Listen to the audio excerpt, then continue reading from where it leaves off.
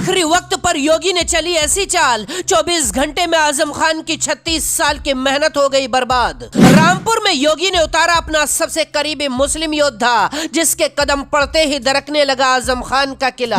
मैनपुरी में लगे रहे अखिलेश, इधर रामपुर में हुआ खेल, जिसने अकेले पलट दी बाजी। कौन है योगी का वो सिपाही? उधर मैनपुरी में पूरे यादव कुनबे ने ताकत झोंक दी है कि मुलायम की विरासत को हर हाल में बचाना है। इधर रामपुर में योगी आदित्यनाथ ने अपने तुरुप के इक्के को आजम की जमीन पर उतार दिया है। मुलायम के बिना समाजवादी पार्टी की पहली परीक्षा है। इधर बीजेपी हाईकमान ने योगी आदित्यनाथ से कहा है, हम गुजरात को देख लेंगे, तुम्हें रामपुर और मैनपुरी को जिताना है। योगी ने मैनपुरी की जिम्मेदारी केशव प्रसाद मौर्य को दी है और रामपुर में एक ऐसे मुसलमान को आजम के खिलाफ खड़ा कर दिया, जिसके कदम पड़ते ही आजम की कुर्सी हिलने लगी है। 36 साल से जिस रामपुर में आजम के इशारे के बिना पत्ता तक नहीं हिलता था, आज उसी जमीन से बगावत की आवाजें बुलंद होने लगी हैं। आजम खान 6 साल ना तो चुनाव लड़ सकते हैं और ना ही अब विधायक रहे हैं। सांसद पद से पहले ही इस्तीफा दे चुके हैं। रामपुर के उपचुनाव को उनकी जिंदगी का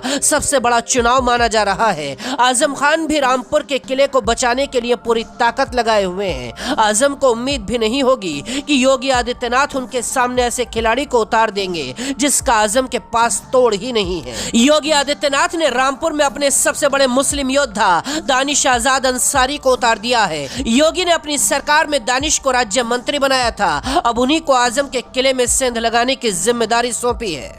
दरअसल हर बार की तरह इस बार भी समाजवादी पार्टी बीजेपी को मुस्लिम विरोधी बताकर माहौल बनाने में लगी है, लेकिन दानिश आजाद अंसारी खुद मुसलमान है और बीजेपी ने मुस्लिमों के लिए जितनी योजनाएं चलाई हैं, सबका चिट्ठा लेकर रामपुर पहुंच गए हैं। दानिश की एंट्री के बाद आजम खान ने अखिलेश को फोन लगाया है और कहा है कि रामपुर हाथ से निकल जाएगा, आपको रामपुर आना होगा। पूर्वांचल के बलिया से आने वाले दानिश आजाद अंसारी मुस्लिम ओबीसी की अंसारी जाति से आते हैं। मुस्लिमों की सबसे बड़ी आबादी यूपी में अंसारी समुदाय की है। उनकी एंट्री को बीजेपी की पसमानदा राजनीति के लिए मास्टर स्ट्रोक माना गया था। जैसे ही दानिश की जरूरत पड़ी, योगी ने तुरंत फोन लगाया और कहा, आपको रामपुर में इस बार इतिहास रचने की जिम्मेदारी दी जाती है। दानिश आजाद ने रामपुर पहुंचते ही आजम खान के खिलाफ वो चाल चल दी जिसने अभी से समाजवादी पार्टी को चारों खाने चित कर दिया है। आजम खान ने बीती रात एक जनसभा में रोते हुए कहा था, रामपुर में मेरे खिलाफ एक ऐसी साजिश चल रही है जिसके बारे में कोई नहीं जानता। मेरी जिंदगी दांव पर है, ये चुनाव हर हाल में हमें जीतना होगा। आजम खान ने रोकर अपने ऊपर जेल में हुए जुल्म की कहानी सुनाई थी। जेल से बाहर आने के बाद की जिंदगी को जहन्नुम बताकर लोगों की भावनाओं को अपने साथ जोड़ लिया था। योगी आदित्यनाथ पर आजम का यह पैंतरा भारी पड़ गया। रामपुर में माहौल बन चुका था कि बीजेपी मुसलमानों पर जुल्म कर रही है कि तभी योगी ने दानिश आजाद अंसारी को आवाज लगाई। दानिश ने आते ही लोगों की आंखें खोल दी और कहा, रामपुर को अपनी जागीर और बपौती समझने वाले लोगों के दिन अब लद चुके हैं। अल्लाह ने रामपुर में लोगों को एक बार फिर मौका दिया है। हर इंसान मत मजहब के बंधनों को तोड़कर वोट डालेगा और रामपुर की जनता नया इतिहास लिखेगी।